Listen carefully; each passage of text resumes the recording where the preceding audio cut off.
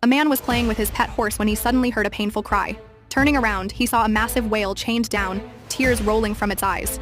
He realized this wasn't just a sound, it was a cry for help. Without thinking, he jumped on his horse and charged straight into the whale's nostrils. He stuck his finger in, and the whale let out a gigantic sneeze that shattered the chains and launched the man into the sky. Thankfully, the whale gifted him a magical ring in gratitude. That night, the man went to the castle and gave the ring to the princess.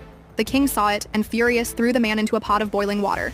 The princess tossed the ring in after him, and suddenly he rose back up, glowing and transformed. The jealous king jumped in too and flew away in a bubble. That's how the man became king.